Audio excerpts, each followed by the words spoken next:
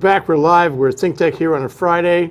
Ethan Allen's not here for likable science, so we're doing Education Matters. And that, of course, is a double entendre. Education matters, and so these are also education matters. And my guest today, special guest, is Jim Shon, PhD, director of the Hawaii Educational Policy Center. And incidentally, Jim was a member of the state legislature from 1922 to 1978, wasn't it? Close. They're close. Getting there, yeah. Welcome to the show, Jim. Glad to be here. So we should talk about education matters today. And I guess the first thing that comes to mind is this article you sent me about the apocalypse of student debt. And I didn't realize how much trouble we were in about student debt. Why don't you tell us? Well, for many, many years, Hawaii had a very modest, affordable tuition. And many public schools did as well. And what happened over the years is that people just assumed that the cost of going, say, to UH, our system, was very affordable. But over time, the tuition got higher and higher and higher. But the other thing that people forgot about was that this exists within a high cost of living state. So while tuition might be comparatively affordable with other mainland institutions, when you add in the cost of attendance, and if you live in the community and you're an undergraduate, you will need $35,000 a year, according to certain economists. So, you know, if you want to go to UH, got 140,000, that sounds like a big number. Nationally, we are part of trends where there's been a shift from funding with cash to having to rely on tuition. We've seen this nationally and particularly in Hawaii as well. So we used to pay, looking at Manoa, we used to pay, all the taxpayers used to pay 100% of the cost of running UH Manoa. But somewhere in the 90s we said, oh, you can keep your tuition. Actually, I was the only legislator who voted against that. And the reason is because I knew over time it would be human nature for legislators to say, you want more money? Raise the tuition. And that is what has happened. It's now going up 7% a year, which is a very steep incline.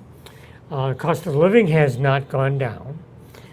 We have 30 to 40% of all students in the urban core whose families send their kids to private schools. So that means you're looking at 10, 20,000 a year, and then what, right? If they're going to go to UH or somewhere else. What kind of increase are we talking about, say, from the good old days, you know, when it was... Couple of thousand a year to now 9,000 a year for undergraduates and more if you're a non-resident, okay? And so you have this steep incline, and there's studies, what they call price sensitivity, where you begin to expect to see people making major decisions based on the cost, right?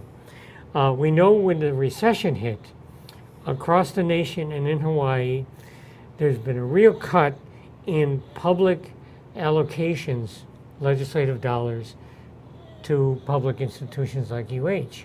So we are still 26% below subsidies from the ledge as we were in 2007. What does that mean? That means that in order to run UH and do everything, including scholarships, you have 26% less from this major source, the state legislature. UH Manoa now, more than half of all its operations are paid by student tuition. And this means there's less that you could rotate back to poorer kids for scholarships and grants. The national average is for institutions, they take their tuition and about 40% rolls back into some kind of subsidy. You don't have to enrich the the university. To enrich the university, make sure you have diversity, make sure you're not just for the rich. that sort of thing. That's 40%. Hawaii is only 20% of the tuition can go back, right? And that is in part a function of lower legislative appropriations. Well, how much is the legislature appropriating to the university, just to look at the other side of that? Well, for the entire system, it's like 300 million or something like that. You know, it's a big chunk. But right? then the other billion, because my recollection is it's 1.3 billion altogether. That's the DOE. That's the Hawaii Department of It's Education. also the population of China. Yes. But hey, And the population of us. So, thank you. Yeah, yes. So we have this magical number, 1.3. Yeah. So in any case, what you're finding is that all the costs of living and the tuition are starting to cause a big problem. In 10 years nationally, student debt has tripled from 200 million to $1 trillion. So what's the scenario? So I get into, say I'm local. Yeah.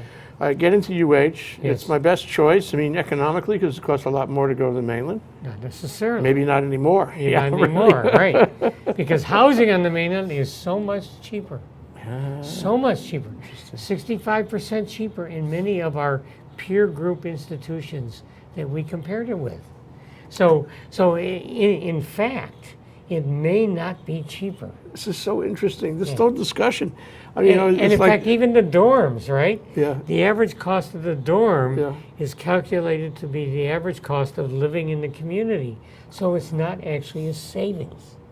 it's really not dormitory cheap at all. No, it's not dormitory cheap at all. So, what's interesting about this is that a lot of parents out there, Yes. participate with their kids, and it's very important decision where you're going to go to college. That's right. And they're living on, on borrowed time. They're thinking like they were thinking in 1970, oh, it's cheap at UH. Right. We're going to save the family a whole bunch of money. We're going to keep you right here. So that's a good school. It'll work fine. What they don't realize is things have changed, and they're actually paying more than they were. And then the specter of student loans appears to cover the surprise. Yes. What happens? Yes. And so what you've had nationally and locally is a big shift from mom and dad writes the check to I take out the loan, right? And so the shift to the loan, which is not a lowering cost, it's just delaying the payment. And so you have a lot of students after they graduate not making their payments and ultimately defaulting on loans, which is not going to do great for your credit rating. Or your life. Yeah. Or It's your not life. dischargeable in bankruptcy. That's right. It lives with you forever. And of course, the economy, wherever you decide to settle, makes a difference. Because if you can't get a job, that interest rate and the penalties grow significantly by delaying payment of the loan.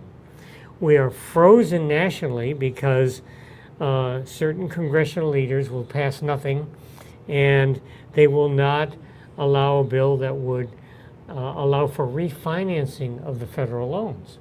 The banks are kind of constrained by various kinds of regulations.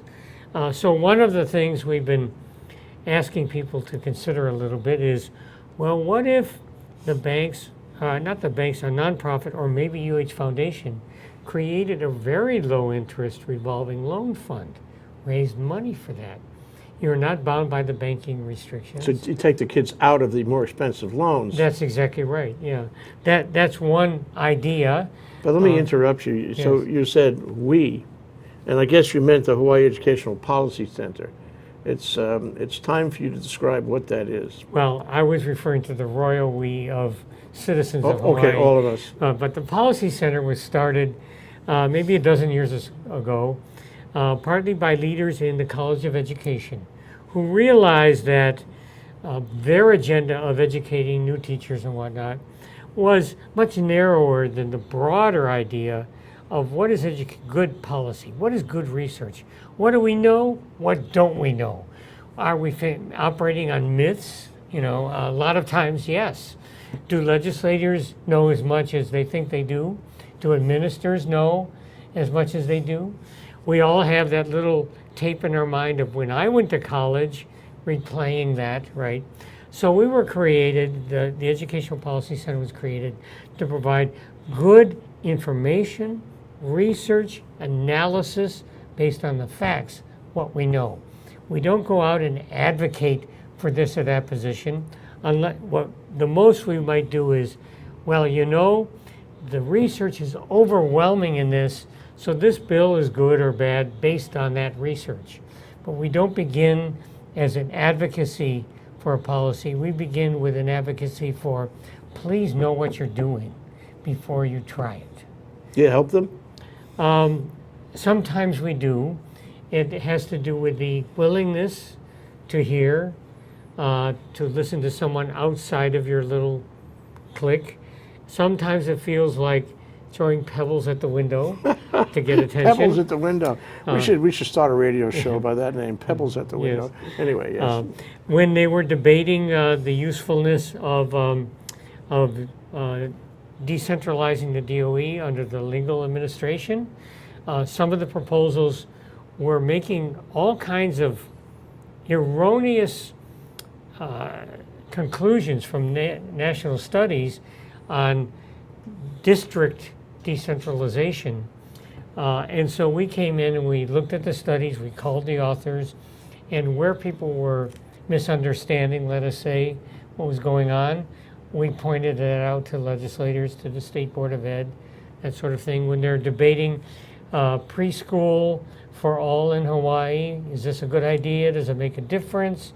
We went out, looked at the research, did the analysis, provided studies. And you know, most decision makers don't have time to do their own research or to even look at the literature or whatnot. Sure. So we're the worker bees of, hey, there's a study that you should look at. Don't look at this one, it's not good. Do people pay you for the studies, or do you have some other funding mechanism?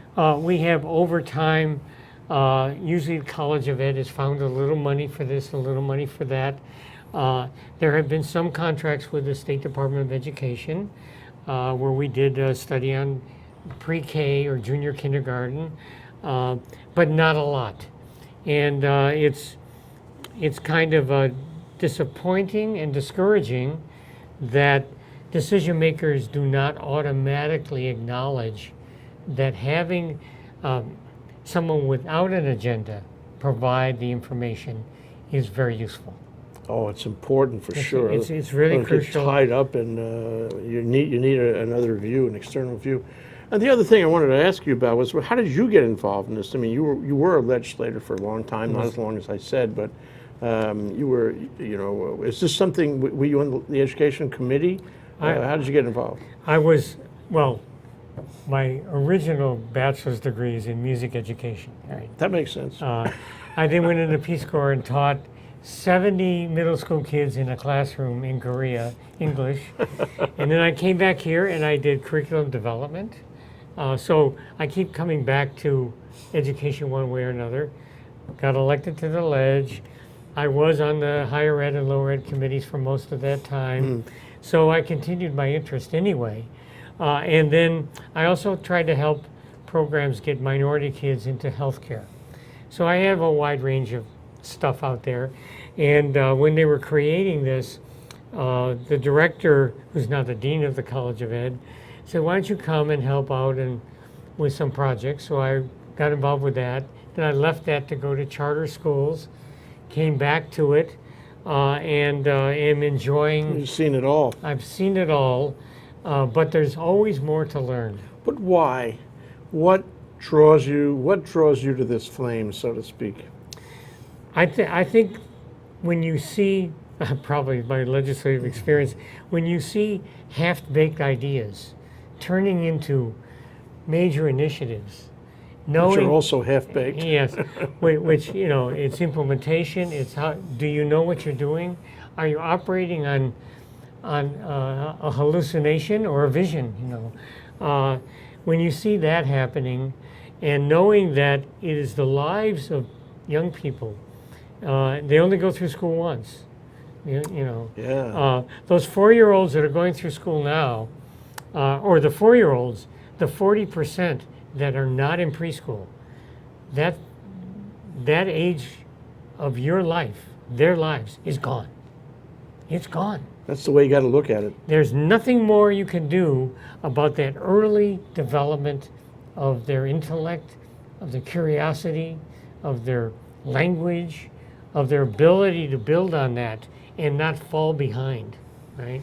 So it's a train that's passing by, and if you don't grab onto it and improve it, it's gone. What I get out of this is two things. I mean, Yeah. one is that you want these kids, kids, to have a better life. Yes.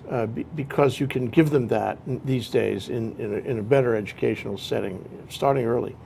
The other thing I get out of it is that if you want them to do better decision making in the political context, better voting, better appreciation of the issues, better addressing their responsibility as citizens, you want to have a better education. If nobody is thinking straight in the given community, you're going to make all kinds of mistakes. But don't answer that because we're going to take a break. Okay. When we come back, Jim Shon's going to answer that and respond in any way he sees fit. Jim Shon, PhD, Director of the Hawaii Educational Policy Center. So glad we have him here. This is ThinkTech on a given Friday, talking about education matters. I'm Jay Fidell. We'll be right back. You'll see. Aloha, my name is Carlos Juarez, and I host Global Connections here in ThinkTech Hawaii's broadcast series. We broadcast live at Thursdays at 2 o'clock and also on Olelo 54. Make sure to join us here where we bring the world to Hawaii and we also bring the Hawaii to the world. We look forward to seeing you here on Global Connections. Live, we can hardly wait to come back. That's Jim Shon, the Director of the Hawaii Educational Policy Center, and you're here on ThinkTech Talks, Education Matters on a Friday, 1 to 2. So Jim, you were talking about the way this improvement, this better appreciation of education, even at an early age, affects the individual and the society. Yes, and you see this not only in the very young, but you also see it all the way through the pipeline, if you want to use that metaphor, and when you get into college, the life of the brain. It's like having foggy vision, and education gives you glasses. If the glasses are not well suited, you will never see things really clearly or appreciate all the details of life, and to be able to really enjoy all aspects of life. It's not just a job, although jobs are crucial, obviously, but it is also how you see the world and how you appreciate the world. And this is why in education there's a lot of grumbling about the tests, the high-stake tests, because it's such a narrow view of what is an education. A fully educated person is someone who knows the arts, is music, can express themselves, has been given the opportunity to play a musical instrument, to draw a picture, to do many things that adults do, to write a short novel, to write a screenplay. And we have the beginnings of this in STEM and in project-based You're learning. talking about everybody? There was a woman who sat in that chair a few months ago who was part of an organization that came out here to place high school students. And her big pitch is not everybody should go to college. Some people go, to a 2-year college. Other people shouldn't go at all. Why get all pumped up on college? You don't really need it. And I really felt a little uncomfortable about that, if Yes. you want to know. Because I think it's cheating somebody, it's cheating a kid, not to give him the opportunity to be well-rounded. Even if it has nothing to do with vocational, talent, nothing to do with his actual career in Yes. life.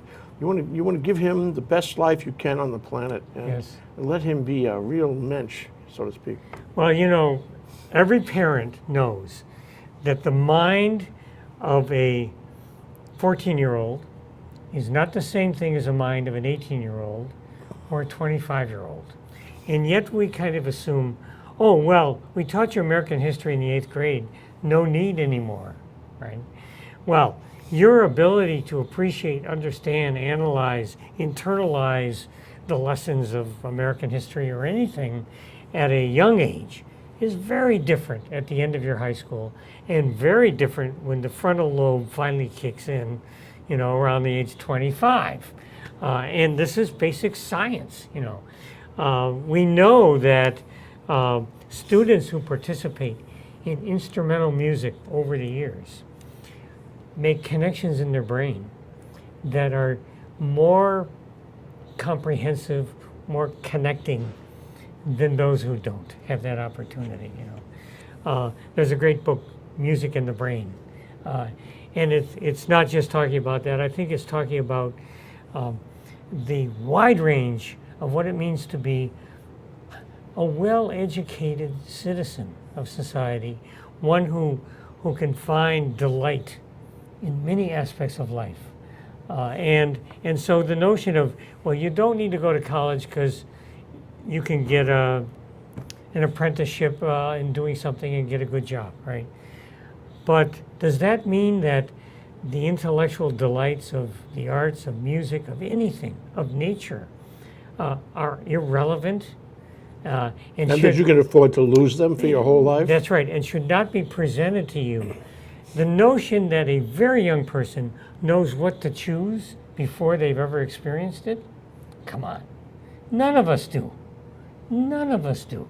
And yet we make that assumption. So we talk about lifelong learning, but just the basic formal education pipeline is touching lives at every part of their intellectual and emotional development. Okay, well, what I heard you say is that at a certain time, your frontal lobe is in place and you're ready for I'm the still world. working on mine, but I'm still, that's my point. Yeah. And that period, could be 18, 19, 20, maybe early 20s, maybe Yes. even 25. Yes. And then, presumably you will have been rounded by your education. So you need to have this wide array of subjects and appreciate the world as much as you can through education. Yes. But one thing that I've been playing with in my life, okay, and I didn't know it at the time, I really didn't know it at the time, is that it's lifelong. Yes. And you've got to see it that way. Yes. Every day you've got to learn something new, That's every right. day. In fact, the more you learn, the better you're going to feel. Yes. So where does that fit in all of this? I mean, you almost assume there's a point of departure here. But there really isn't, is there? No, and this gets into one of the biggest trends in education, which is sort of authentic project-based learning. You take a 3D printer with a sophisticated ability to do metal and plastic, and you create a wonderful steel guitar that the best musicians will pay for. You have done that. You have designed that. You do what mature adults do, right? So we are beginning to move into this area. And the biggest challenge is that our educational system has little silos. I teach math, you do math. That's not science. That's not social studies. That's not music. And I have been a major judge, senior judge for social sciences at the science fair for many years. And if you had to place where is educational research, getting interested in who I am, how I learn, kids love this, right? And that's where that would fit, right? But if you look at a high school and you say, where does educational research fit for the young person who ought to explore from an adult's point of view, how the heck do we learn? It doesn't fit at all. Because you've got to have statistics, you've got to have this, and you've got to have that. And it's multidisciplinary. And employers and many people say that the measure of a great employee is someone who can work in a team, right?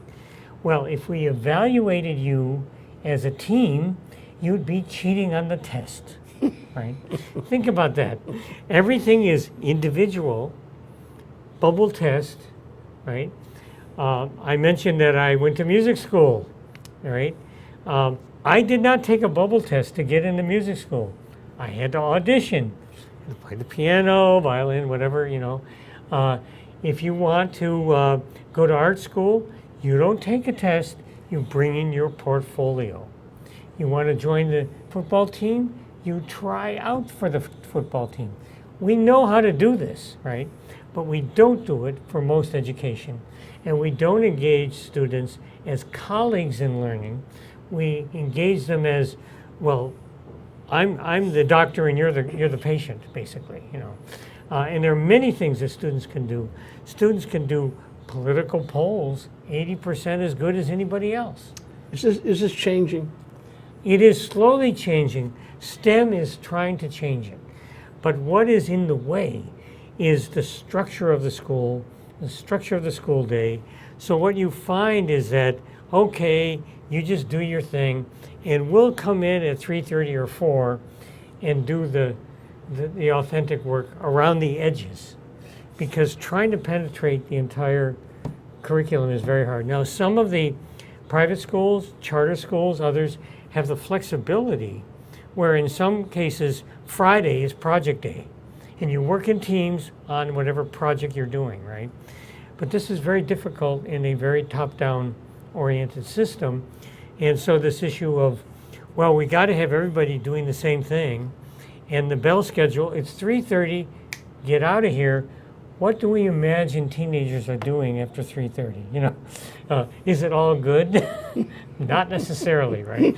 So it relates to health, safety, engagement, and the cost of paying well-qualified teachers beyond a particular time. You know, so now what we're looking at is maybe a future model that's more like a college, right? Where you search out things, you collect different courses, there are different study trains, you do different academic projects on the side, different labs, right? It's much more fluid. Maybe that is the Can we talk model about of the that? future. I mean, Yeah. So I go. I mean, it doesn't matter what my age is. I'm in a college setting now. Yes, yes. Okay? I might be a high school age, but I'm in a college setting. And I go to school and I have certain responsibilities. I mean, I take a test or prove myself up at the end of the semester, but I can get there any way I want. Yes. And if I want to mess around and not get there, I'm going to be out. You know, Yes, that's the way it yeah. is. But to get there, I can look on the net. I can get a bibliography and read books. I can talk to my friends because I can connect with them under new technologies. I can go to lectures at will, or not. You know, I have this free flow of information around me. There's these great, you know, cloth mother opportunities for me to find stuff out. And I have, and I guess I would add, I'm making this up, Jim, and I would have mentors. Yes. I would have my choice of mentors. They don't have to be assigned to me. I go find them. I look at their bios and I feel what's you know what's good for me, and I go and I you know contact them, and they're my mentors. And this is a kind of extension of the kitchen table at home in my family life. It's sort of much more resource, but and then at the end of the day, somebody's going to find out if I can do geology. They're going to find out, and then I graduate if I can. Is this what you're talking about? Sort of, but not exactly. Okay. Okay. I think what I'm talking more about is that the college has for one thing, we don't ask all colleges to be the same, which we do at public schools. We want to make sure that everybody gets the same, you know. No. You choose your own college, which has its own philosophy, its own way of doing things. Might be small, might be big, whatever, right? The people that are chosen to teach you are often chosen by a little committee of faculty, not some outside force that just plunks them down, right? You know, and different departments may have different criteria for what a good professor is or lecturer or whatever, right? So you have this flexibility where the integrity of the education community is more engaged in molding and informing it. One of the problems with the model that you articulated is that it assumes that you're not shy, that you're very aggressive, that you know where to look, that you're already self-disciplined. That is a huge assumption that will leave many on the side. Right? Can't you fix that? Huh? I think you create a hybrid of counseling and direction and whatnot. One of the big failures of many institutions is that you're not actually connected with a counselor that knows you or cares about you, right? I think you have to have that. Who's somehow. your advisor? Well, I don't know. I met them the first week, or Big problem. that's a big problem. It's a big problem in a big institution, So having really good, you mentioned mentors, but advisors and whatnot. There are increasing these the things I've been talking about of the robotics and other STEM things that exist outside of the regular school day, often they rely on volunteer mentors. I've been there. Here's how you do it. You know, I'm not here to, you know, And I'm not providing- trained to be able to deal with you on an individual basis. yeah. I can't give you psychology. I'm sorry. That's right, It's but not I my can bag. give you information, and give you advice. robotics. I can Yeah, give or you. whatever that is, yes, or even music. I guess all I'm saying is that the model that colleges are expected to be different from one to the other, and choosing that college as part of, you know, the game, I guess. We don't apply that to K-12 education as much. The charter movement is here to stay, but there's still enormous resentment within the mainstream that why do we need these guys? They're all different. These Hawaiian ones, they're speaking Hawaiian. I can't understand that, you know. Yeah. So you have this notion of all one size fits all, right? And you can have many colleges that will give you a good, Well, I wanna- solid I education. want to talk to you about that right after the break. This one size fits all. We're going to make all our students the same. We're going to have these criteria and these federal regulations. I want to talk to you about that. This is Jim Shon, Hawaii Educational Policy Center. We're here on Education Matters here on Friday 1 to 2. We'll be right back. Aloha, my name is Willow Chang Alion, and I host a show called The Art of Life. We air live every Friday from 2 to 3 p.m. And what we do is basically we focus on individuals who create a unique sense of place for Hawaii. These are movers and shakers, artists, innovators. They are also traditionalists. They're all involved in the archival process, and they make this place a unique place, one that makes Hawaii a richer place to be. I hope you do join us, and certainly tell your friends about the show, whether they live here or they live abroad. It's a way to give back to our community. We're keeping it. Okay, we're back. We're live. We're here with Jim Shon of the Hawaii Educational Policy Center, talking on a kind of a freewheeling basis about education. I am learning so much here on Education Matters on Friday, 1 to 2 p.m. Thank you again, Jim Shon. Just to conclude that discussion before, and we'll move back into the apocalypse, if you will. So, is there really a benefit in making sure that every kid who gets out of high school has a core package of training and courses, or can we give the high schools more flexibility? Well, the answer to both is yes, right? Of course, you do want someone to be to have a base of knowledge that builds for whatever they may want to do or understand or enjoy in life, right? How can you be knowledgeable about all the environmental climate change issues without never taking chemistry, right? I, for one, do not want to give a student who doesn't know anything about chemistry the option of not taking chemistry, right? You can't be a citizen and just have a basic understanding of what happens when the hot gunk goes in the stream.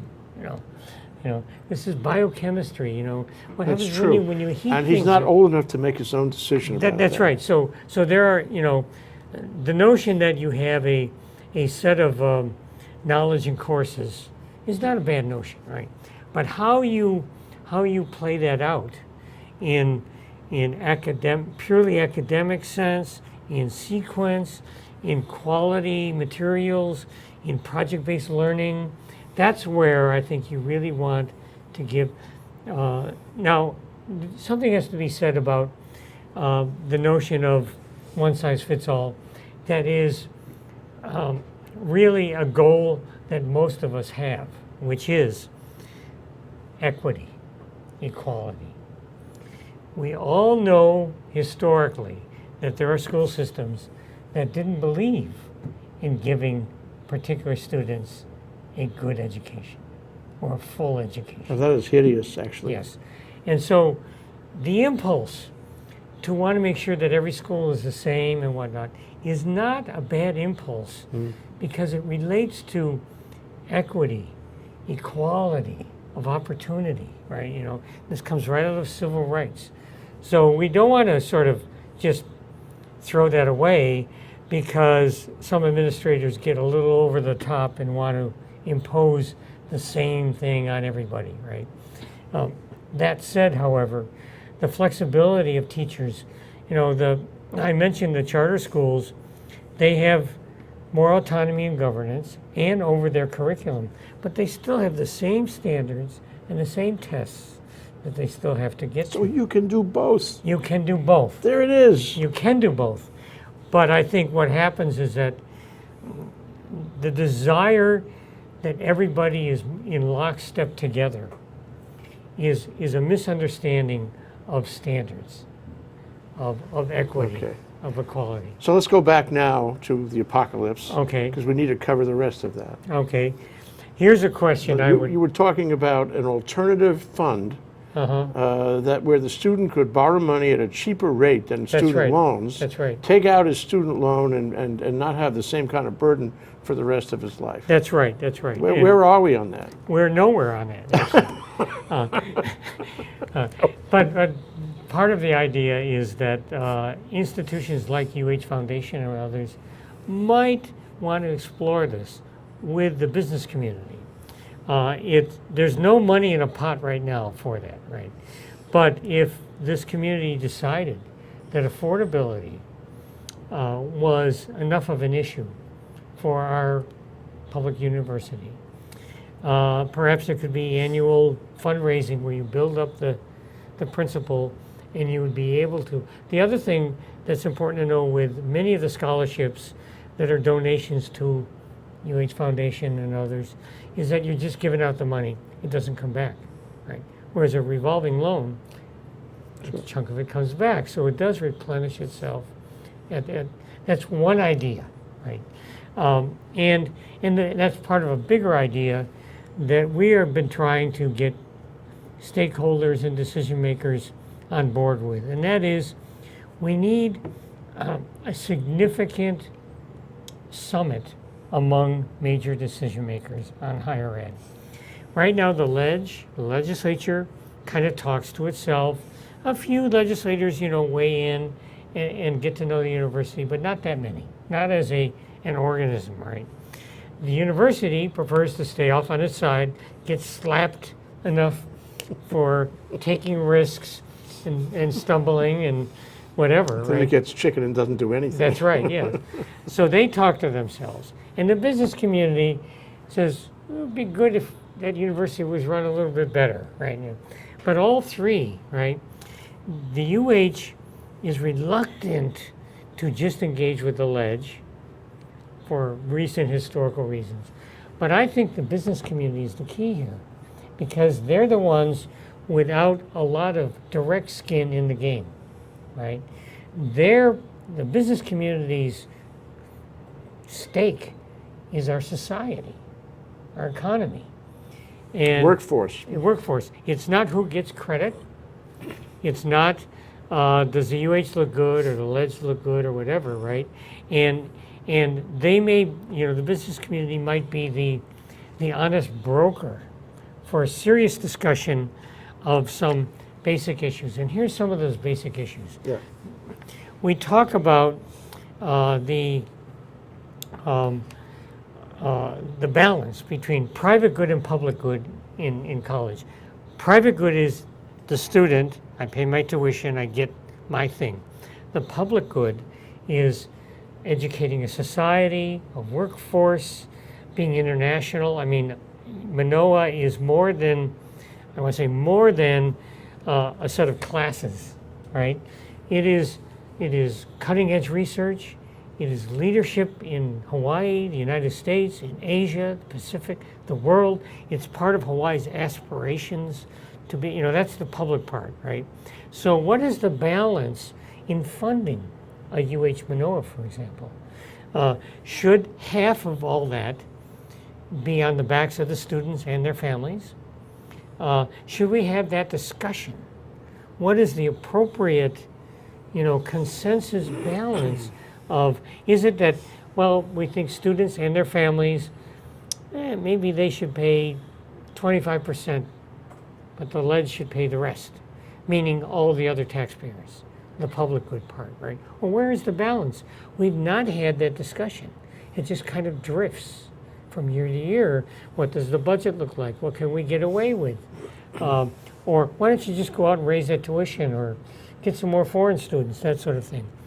That's one important question. Just footnote to that is, I think of the city. You'll see what I mean. I think of the city as police, fire, infrastructure. That's what the city is. That's their constitutional burden. Yes. Okay.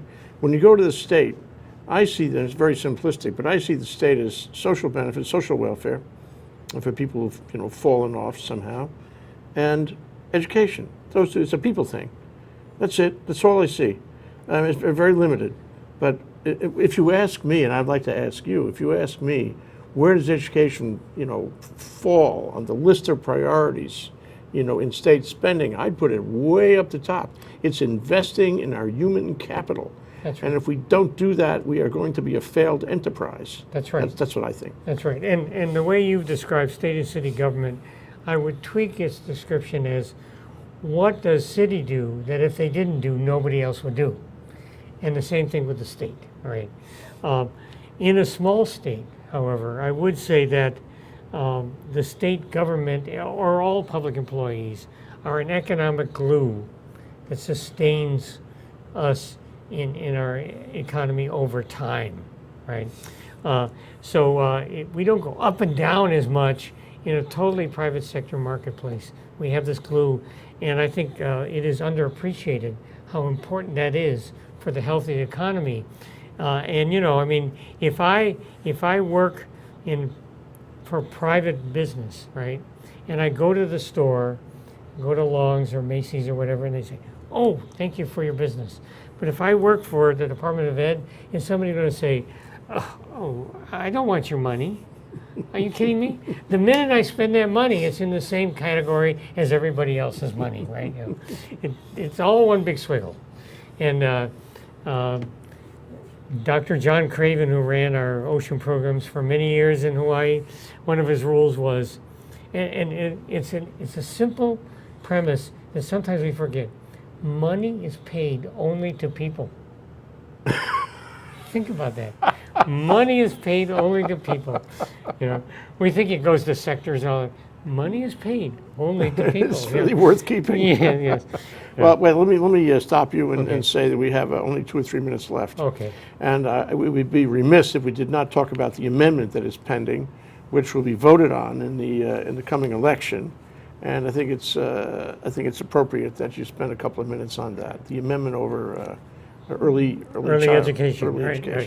There's an Attorney General opinion that says that we really can't give public money to private preschools. So if we want to expand preschools for all 4-year-olds, 40% of which are not in any preschool, if we wanted to give them money to expand that, we couldn't do it, according to the AG, if it becomes and feels like a school, as opposed to an early education, thing for toddlers. So we have this proposal. What people need to understand is that a lot of debate over this is it a voucher to private sector? Well, it turns out that the entire system right now is all voucher, because if you're poor, we're going to give you money and you can take it wherever you want in preschool. You can take it to a highly conservative religious organization that will proselytize your kids forever. Oh, that's happy. Yes. So people think, oh, this amendment is privatizing. No, this amendment actually is more regulation, potential regulation over an educational thrust into a private sector preschool world, right? Without saying being for or against it, what it does is that it really helps create one more tool if you want to use it. Another tool is you could try to build preschools on DOE campuses. It would cost more, and if there were public employees, you'd probably have a collective bargaining thing that would actually cost more, right? So the question is, could we afford a purely public one? We could continue to expand the voucher system, but the people often who are against this amendment don't like vouchers, you know. So we have vouchers in Medicare, Medicaid, food stamps, all these sort of things in the healthcare realm, but the sacred world where vouchers are not as welcome is education. So this amendment allows for it doesn't appropriate any money. You'd have to have a state law to implement it. You'd have to have administrative regulations on top of that and appropriations. So it's not a fait accompli. If this passes, boom, boom, boom, this all happens. Just enables. It enables, it's another tool, and people should realize that. If they go to our Educational Policy Center thing, they can find a 2-pager on this, which people have reviewed and say, yes, this is accurate. This says what it is, what it isn't. manoa.hawaii.edu/HEPC, Hawaii Educational Policy Center, run by Jim Shon. Thank you so much, Jim. Glad to be here. And the point is, vote for that amendment. Did I get it right? Possibly. We do not take a position. I will. Okay. Vote for that amendment. Okay. Thank you, Jim. Thank you.